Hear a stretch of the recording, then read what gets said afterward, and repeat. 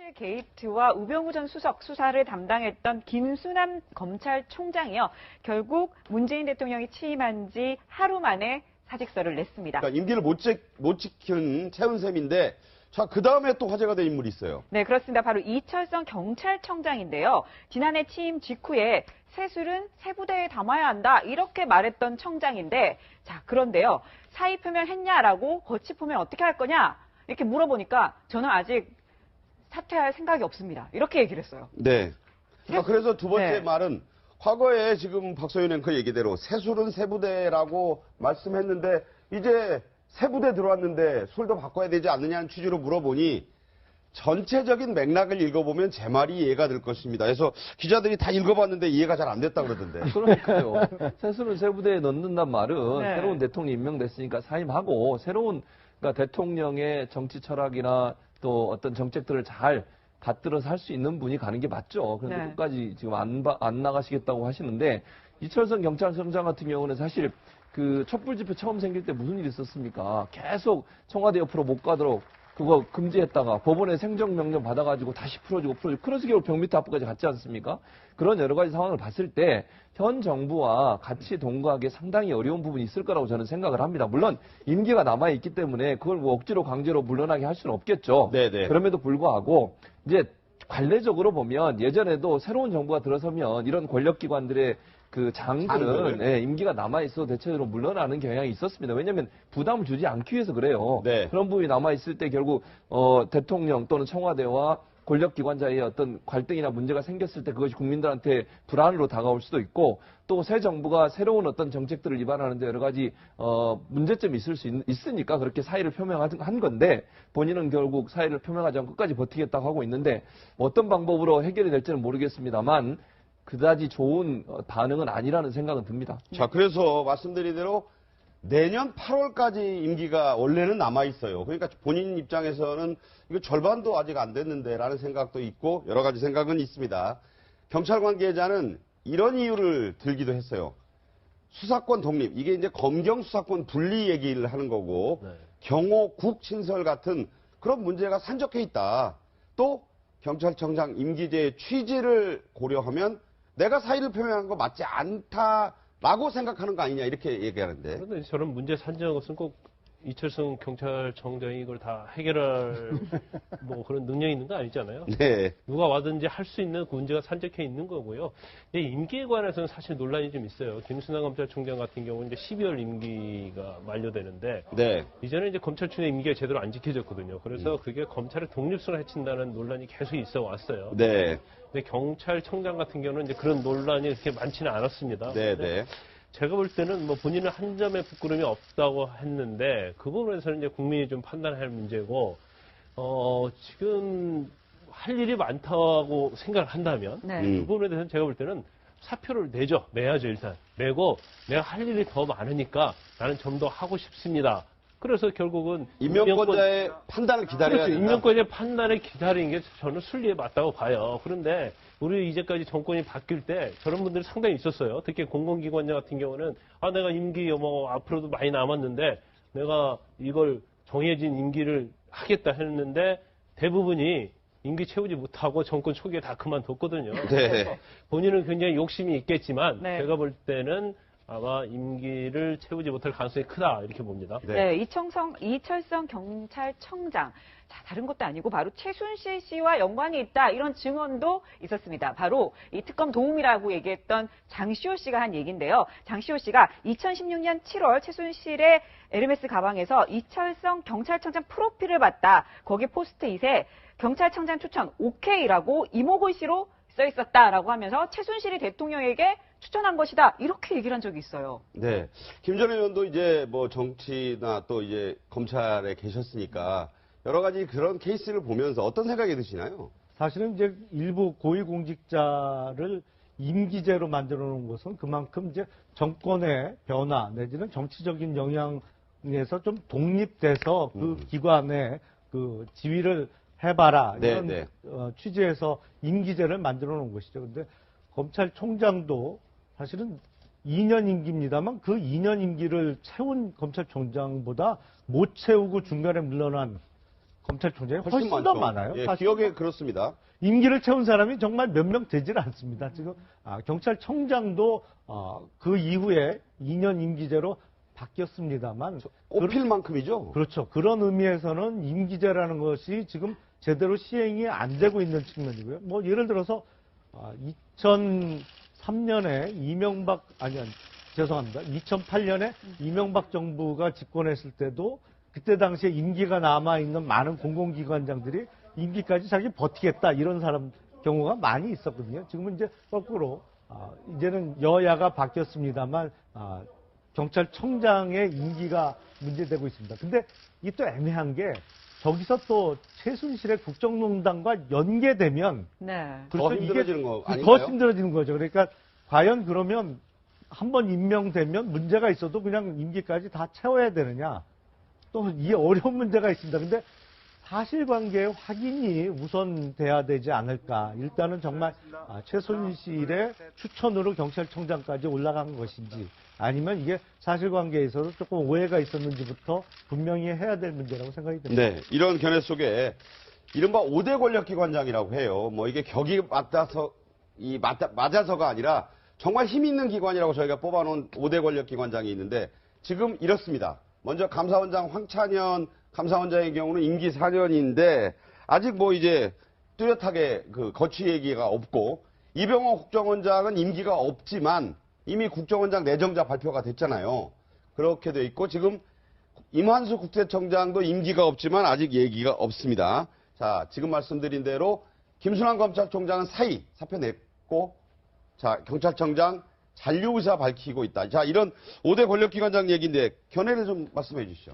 네, 제가 볼 때는 지금 형식 논리로 사임을 했냐 안 했냐라고 보다 내용적 측면을 봐야 되겠다는 생각이 듭니다. 내용은 뭐냐면 실제 청와대가 이 권력기관들을 사유한 게 그래서 국정농단의 그 배후 세력이 되거나 뒷배가 되어주는 것이 가장 큰 문제였기 때문에 사유화를 금지하기 위해서 임기제라고 하는 것들을 노무현 전 대통령 시절에 만든 거 아니겠습니까? 그때 만들었어요. 예, 그렇습니다. 그래서 제가 볼 때는 그런 그 임기제는 존중해야 한다는 원칙과 두 번째는 이 기구들을 청와대 소속이 아니라 어떻게 하면 독립시킬 것인가. 예를 들면 감사원을 대통령 임명해서 국회 산하로 이관한다는 문제라든가 그리고 검찰 같은 경우는 견제감시기구인 고위공직자 비리수사처라든가 기소권과 수사권을 분리해서 수사권을 경찰에게 준다든가 이런 내용적인 측면에 대해서 더욱더 접근하면 좋을 것 같다는 생각이 듭니다. 네. 마무리는 임기가 보장되어 있지만 새로운 임명권자에게 권한을 주기 위해서 저는 남은 이 권력기관의 장들이 사의를 표하고 문재인 대통령이 이 뒤 사의를 반려함으로써 오히려 자기의 사람들은 아니지만 자기의 사람을 만드는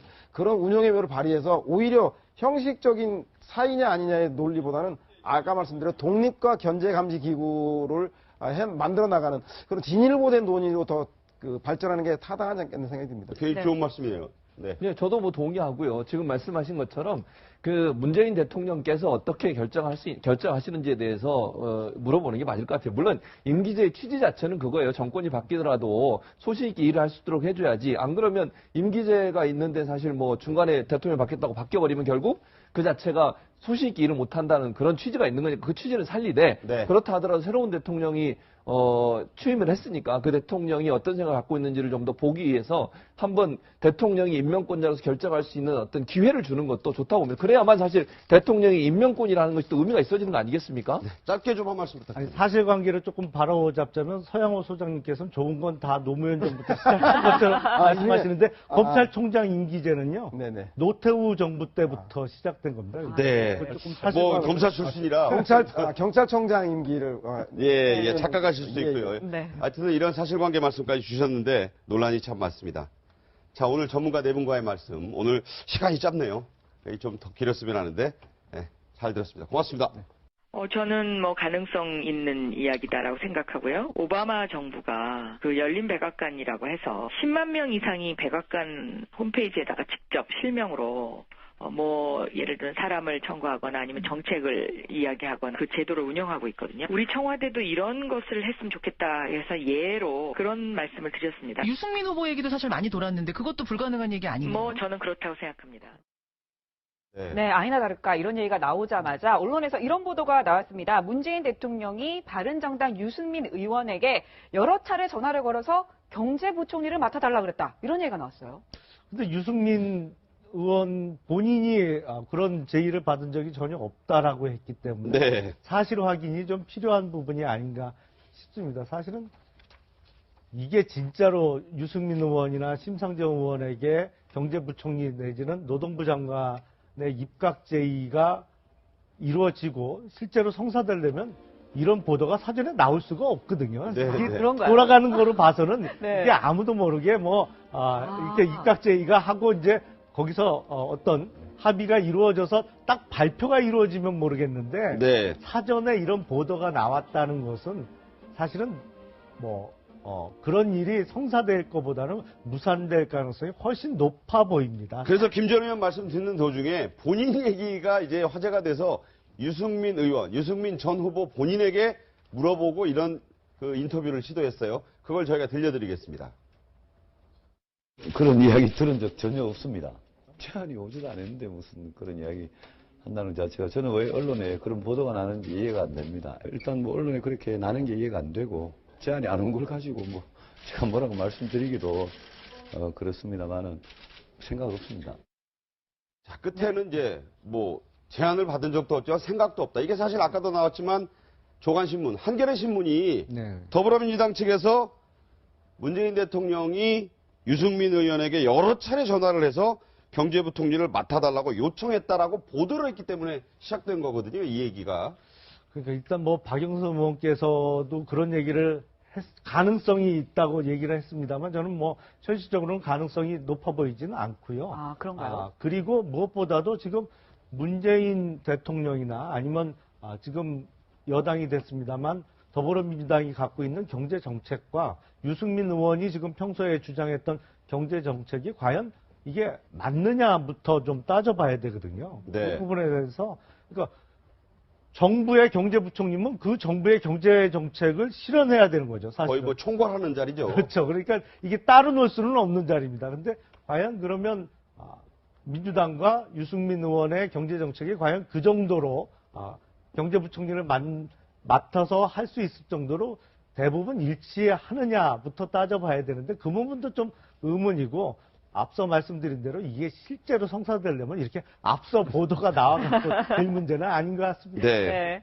자, 신불리라고 불렸던 바로 정의당의 심상정 대표에게도 이런 제안이 갔다 얘기가 나왔습니다. 바로 노동부 장관 제안이 갔다 이런 얘기가 나오니까 정의당에서는 사실 아니다. 야당이자 공당의 대표가 합리적인 과정 없이 입각 명당에 오르락 내리락 하는 건 상식에 맞지 않다. 이렇게 얘기를 했거든요. 네. 근데 재미나는 건 말입니다. 네. 해당 당사자들은 펄쩍 뛰는데 국민들은 아주 발칙한 상상이다. 참신하다. 발칙하다는 뜻이 좋다. 참신하다 이런 뜻이죠. 아주 좋다 이런 뜻으로. 원래는 나쁜 뜻이에요. 발칙하지라는 말이. 네, 역설적인 표현인데 하여튼간에 그래서 참신하다라고 보는 것에 대해서 그 여론이 의미하는 것이 무엇인가를 좀 고민을 해봐야 되겠다는 생각이 들고요. 사실 야당은 여당에서 견제 감시를 이야기하지만 속으로는 정부 여당이 실패하기를 기원하는 게 야당의 속성 아니겠습니까? 그래서 그렇게 정쟁의 싸움만을 하지 말고 네. 경제나 민생, 안보 문제에서는 윈윈하는 모습. 그래서 그런 문제에서는 연정까지는 나가지 못하더라도 개인의 입각 참여를 함으로써 제가 볼 때는 국민들의 민생과 안보에 도움이 되는 그런 정치를 해보자라는 게 국민들의 바람인 것 같고 그러기 위해서는 저렇게 운동장을 넓게 쓰려면 앞서 우리 의원님 말씀하신 대로 룰을 지켜야 됩니다. 그 룰은 뭐냐면 문재인 정부의 정책과 국정 비전에 대해서 동의하는지 여부에 대한 소신을 밝히고 그리고 본인이 속한 정당에 대해서 양해도 구하는 절차가 있어요. 네. 그렇다고 해서 정당 연정이 아니기 때문에 정책 협약이라던가 합의 이런 것까지 필요 없지만 아무튼 개인이 그런 요청을 받았으면 본인 소속한 정당에 협의는 가는 과정은 거쳐야 되겠다는 생각이 들고 아무튼 해당 당사자들은 펄쩍 뛰지만 국민들은 아주 즐겁게 바라보고 있는 건 사실이라는 생각이 듭니다. 네, 그런 얘기 결례가 있을 수 있습니다. 이 야당, 이제 야당이요. 당이 분명히 여러분 바뀌어가지고 국민의당이나 자유한국당을 야당이라고 하고 있습니다. 야당이 이런 반응들을 내놨습니다. 먼저 정우택 자유한국당 대표 권한대행 그리고 최경환 국민의당 의원 반응 차례로 들어보겠습니다. 새 정부가 출범하자마자 야당 의원을 내각에 참여시키겠다는 것은 야당 내부 분열을 노린 수준 낮은 정치 공작에 불과하다고 규정합니다. 말로는 야당과 협력과 협조를 부탁하면서 벌써부터 이러한 수준 낮은 정치 공작이나 꿈꾸는 것에 대해서 대단히 유감스럽다는 말씀을 드립니다. 문재인 대통령의 청와대와 더불어민주당이 진정한 협치와 연정 의지가 있다면 이러한 연정 협약에 먼저 나서야 합니다. 장관직 몇 자리로 해결될 문제가 아닙니다. 연정 협약 없이 내각에 참여할 야당 의원들도 없을 것이며 그런 정치 공작에 넘어갈 의원들도 없을 것입니다. 네. 네, 지금 보면 야당은 좋아할 것 같은데 오히려 굉장히 정치 공작이라고 하면서 굉장히 화를 내네요. 왜 그렇죠? 왜냐하면 이런 네. 거예요. 당대 당에 어느 정도의 합의가 있을 때에 그게 의미가 있는 거죠. 네. 사실은 지금 야당에 대통령 후보까지 했던 분들을 입각을 시키는데 그냥 개인적으로 전화해서 입각시키는 게 좀 말이 안 되잖아요. 그렇죠. 합리적 과정이라는 도 그런 개념이라고 저는 생각을 해요. 당대 당이 그럼 우리가 함께 국정을 함께 동반자로서 가자라고 하는 일정 부분의 당대당의 논의가 있고 네. 그 상징적인 의미로 대통령 후보를 했던 분들을 장관에 임명하는 것은 맞다고 봐요. 외국도 다 그렇게 하는 거 아니겠습니까? 그렇죠. 예. 그러니까 뭐 유럽의 나라들 보면 당대당끼리 일정 부분 어느 정도 연정의 협의라든지 아니면 얘기가 있고 그 다음에 상징적으로 그곳에 있는 의원들을 또는 당수들을 장관에 임명해서 함께 일을 하는 것이고 DJP 연합 때도 마찬가지 아니에요? 김대중 대통령이 당선되고 나서 김종필 총리로 임명했지 않습니까? 그런 여러 가지 상황을 봤을 때는 결국 당대당의 협의가 먼저이고 그 다음에 당대당의 협의 이후에 필요한 사람들을 입각시키는 것이 자연스럽고 뭐 어떤 불만 없이 할 수 있는 방법이라는 생각이 듭니다. 네. 네. 자, 우리 김 변호사 보시기에는 어땠어요? 근데 이제 일단 더불어민주당 제외한 야당이지 않습니까? 야당 입장에서는 사실은 굉장히 반가워하지 않을 거라고 봐요. 왜냐하면 예를 들어서 유승민 의원이 만약에 내각에 참여한다고 해봐요. 그러면 사실 유승민 의원도 사실 TKG에서 뭐 배신자다 그런 말을 들었지 않습니까? 네. 그런데 정책과 이념이 맞지 않는 데 가서 뭐 장관 한다랄지 내각에 참여하는 것 자체는 본인의 앞으로 어떤 이념과 정체성에서 또 이게 나중에 분란의 소지가 충분히 있고요. 아니 그래도 다들 협치하라고 막 그랬잖아요. 그런데 이제 협치라는 것 자체가 사실은 쉽지 않다고 봐요. 예를 들어서 어떠한 당에 소속된 사람을 한 명을 갖다가 장관에 임명한다고 한다면 그 전제는 그 당에서 또 그거에 대해서 또 긍정적으로 찬성을 해줘야지 가능한 거 아니겠습니까? 그래서 협치를 한다는데 협치 자체가 어떤 좀 플렉시블한 거, 유연성 있는 거 그렇게 가야 하는데 사실 야당에서 어떤 누굴 데리고 온다는 건 쉽지 않다고 보고요. 네네. 특히 야당 입장에서는 그럴 겁니다. 연정을 전제로 한 협치에 대한 찬성을 하겠죠. 왜냐하면 연정이라는 것은 같이 정권을 꾸려가는 거 아니겠어요? 그래서 바른정당도 마찬가지고 자유한국당도 마찬가지고 국민의당도 마찬가지죠. 연정을 전정으로 해서 협치를 할 수 있지만 단순히 어떤 한 명을 빼내가서 내각에 참여시키는 것 자체는 당의 입장에서 굉장히 불쾌한 것이 될 수 있다는 거죠. 그래서 네. 그 부분에 대해서는 뭐 절차적인 문제랄지 또 현실적인 문제가 굉장히 장애가 될 수 있어요. 자, 여러분들 말씀 중에 이런 아이디어는요. 과거 미국의 에이브러햄 링컨 대통령이 정적들로 꾸려진 내각을 만들었습니다. 팀 오브 라이벌스라는 저게 책의 제목이기도 한데 전쟁 장관, 저게 말하는 남북 전쟁 장관은 자신을 가장 통렬히 비판하던 불쌍한 바보다. 링컨은 에드윈 스탠튼이라는 사람을 남북 전쟁 장관으로 썼었고 자기들과 경쟁을 했던 1, 2, 3위 쟁쟁했던 뭐 학식도 높고 이런 사람들을 국무장관, 재무장관, 저기에는 빠져 있습니다만 법무장관을 시켜서 저 내각들을 이끌고 남북전쟁을 승리로 이끄는 미국의 위대한 대통령이 됐다. 저기서 이제 많은 아이디어를 좀 얻어서 나온 얘기인데 링컨은 실제로 이렇게 얘기했습니다. 우리는 국민을 통합해야 한다. 이들은 능력자다. 나는 국민이 이들의 봉사를 받을 권리를 박탈할 권리가 없다. 자, 저런 데서 이제 온 건데 저 아이디어가 우리나라에도 잘 실천이 될 수 있을까요? 근데 이제 링컨 대통령이 저런 모습 때문에 가장 지금도 미국 역대 대통령 중에 존경받는 대통령으로 뽑힙니다만 적어도 21세기 현대 정치에서 특히 대통령제 국가에서는 연정이라는 개념은 사실은 맞지 않는 원래는 그건 아니죠. 그렇죠. 예, 연정이라는 개념은 의원 내각제를 실시하는 나라에서 어느 일당이 과반수를 점유 못했을 때 이제 연정을 꾸려서 이제 의원 내각제로서 이제 끌고 나가는 형태고 지금 우리가 논의하는 협치는 지금 제1당인 민주당도 사실은 과반수에 훨씬 못 미치는 의석밖에 못 갖고 있기 때문에 네. 이제 어떤 행정부와 입법부 간의 역할에 있어서 입법부가 협치로서 어떤 도와줘야 될 부분을 좀 이슈별로 정책별로 이렇게 연대해 나가는 의미에서 협치를 얘기하는 것이지 정당을 달리하면서 그 다른 정당 소속의 의원을 입각시켜서 행정부를 꾸미는 그런 의원 내각제에서의 연정은 조금 생각하기는 어렵습니다. 그러니까 링컨 대통령이 재직하던 기간하고 현대의 개념이 그렇죠. 개념 자체가 조금 안 맞을 수가 있죠. 자, 말씀드린 대로 여러 견해가 있고 이거는 정부의 공식 발표는 아니었고 한 언론의 보도로 이제 화제가 된 부분이에요. 어떻게 보세요? 네, 우리나라에도 대통령 재임에도 불구하고 내각제적 요소인 선거전 연대를 통해서 통합내각을 꾸린 적이 있죠. 네. 김대중, 김종필, 소위 말하는 DJP 연대가 DJP 연대. 있었거든요. 그렇기 때문에 저는 충분히 가능하다는 생각이 들고 다만 선거 전 연정이든 선거 후 연정은 가능한데 그 연정이 어렵다라면 개별 입각을 하는 과정에서 저는 오히려 야당도 계속적으로 국정을 발목 잡고 국정을 비판한다라고 하는 남을 비판자 입장이 있기보다는 한 국정의 운영에 참여를 통해서 집권 경험을 쌓아나가고 그리고 국민들로부터 신뢰를 획득해 나가는 과정들이 오히려 현재 야당으로서의 기능들을 하면서도 정부와 소통할 수 있는 통로를 만든다는 측면에서 개별 입각 정도는 소수를 허용하는 것도 국민들이 바라는 관점에서는 환영할 일이 아닌가.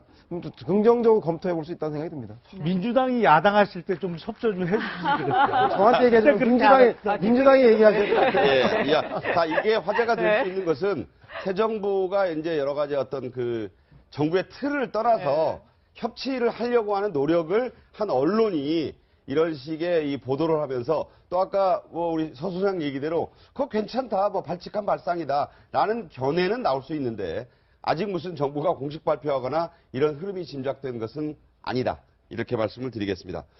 저 이제 다른 얘기 좀 하죠. 네, 그렇습니다. 바로 이 최순실 게이트와 우병우 전 수석 수사를 담당했던 김수남 검찰총장이요. 결국 문재인 대통령이 취임한 지 하루 만에 사직서를 냈습니다. 그러니까 임기를 못 지킨 채운 셈인데. 자의 어떤 갈등이나 문제가 생겼을 때 그것이 국민들한테 불안으로 다가올 수도 있고 또 새 정부가 새로운 어떤 정책들을 입안하는데 여러 가지 문제점이 있을 수 있으니까 그렇게 사의를 표명한 건데 본인은 결국 사의를 표명하지 않고 끝까지 버티겠다고 하고 있는데 어떤 방법으로 해결이 될지는 모르겠습니다만 그다지 좋은 반응은 아니라는 생각은 듭니다. 자, 그래서 말씀드린 대로 내년 8월까지 임기가 원래는 남아 있어요. 그러니까 본인 입장에서는 이거 절반도 아직 안 됐는데 라는 생각도 있고 여러 가지 생각은 있습니다. 경찰 관계자는 이런 이유를 들기도 했어요. 수사권 독립, 이게 이제 검경 수사권 분리 얘기를 하는 거고 경호 국 친설 같은 그런 문제가 산적해 있다. 또 경찰청장 임기제의 취지를 고려하면 내가 사의를 표명한 거 맞지 않다라고 생각하는 거 아니냐 이렇게 얘기하는데. 그런데 저는 최순실 게이트와 우병우 전 수석 수사를 담당했던 김수남 검찰총장이요. 결국 문재인 대통령이 취임한 지 하루 만에 사직서를 냈습니다. 그러니까 임기를 못 지킨 채운 셈인데 자, 그 다음에 또 화제가 된 인물이 있어요. 네, 그렇습니다. 바로 이철성 경찰청장인데요. 지난해 취임 직후에 세술은 세부대에 담아야 한다 이렇게 말했던 청장인데 자, 그런데요. 사의 표명했냐라고 거치표명 어떻게 할 거냐 이렇게 물어보니까 저는 아직 사퇴할 생각이 없습니다. 이렇게 얘기를 했어요. 네. 그래서 두 번째 네. 말은 과거에 지금 박소연 앵커 얘기대로 세술은 세부대라고 말씀했는데 이제 세부대 들어왔는데 술도 바꿔야 되지 않느냐는 취지로 물어보니 전체적인 맥락을 읽어보면 제 말이 이해가 될 것입니다. 그래서 기자들이 다 읽어봤는데 이해가 잘 안 됐다 그러던데. 그러니까요. 세수는 세부대에 넣는단 말은 네. 새로운 대통령이 임명됐으니까 사임하고 새로운 그러니까 대통령의 정치 철학이나 또 어떤 정책들을 잘 받들어서 할 수 있는 분이 가는 게 맞죠. 그런데 네. 끝까지 지금 안 나가시겠다고 하시는데 이철성 경찰청장 같은 경우는 사실 그 촛불 집회 처음 생길 때 무슨 일이 있었습니까? 계속 청와대 옆으로 못 가도록 그거 금지했다가 법원에 행정명령 받아가지고 다시 풀어주고 그래서 겨우 벽 밑에 앞까지 갔지 않습니까? 그런 여러 가지 상황을 봤을 때 현 정부와 같이 동거하기 상당히 어려운 부분이 있을 거라고 저는 생각을 합니다. 물론 임기가 남아있기 때문에 그걸 뭐 억지로 강제로 물러나게 할 수는 없겠죠. 네네. 그럼에도 불구하고 이제 관례적으로 보면 예전에도 새로운 정부가 들어서면 이런 권력기관들의 그 장들은 임기가 남아있어도 대체적으로 물러나는 경향이 있었습니다. 왜냐하면 부담을 주지 않기 위해서 그래요. 네. 그런 부분이 남아있을 때 결국 대통령 또는 청와대와 권력기관 우리 이제까지 정권이 바뀔 때 저런 분들이 상당히 있었어요. 특히 공공기관장 같은 경우는 내가 임기 뭐 앞으로도 많이 남았는데 내가 이걸 정해진 임기를 하겠다 했는데 대부분이 임기 채우지 못하고 정권 초기에 다 그만뒀거든요. 네. 본인은 굉장히 욕심이 있겠지만 네. 제가 볼 때는 아마 임기를 채우지 못할 가능성이 크다 이렇게 봅니다. 네, 이철성 경찰청장. 자, 다른 것도 아니고 바로 최순실 씨와 연관이 있다 이런 증언도 있었습니다. 바로 이 특검 도움이라고 얘기했던 장시호 씨가 한 얘기인데요. 장시호 씨가 2016년 7월 최순실의 에르메스 가방에서 이철성 경찰청장 프로필을 봤다. 거기 포스트 잇에 경찰청장 추천 OK라고 이모글씨로 써 있었다라고 하면서 최순실이 대통령에게 추천한 것이다. 이렇게 얘기를 한 적이 있어요. 네.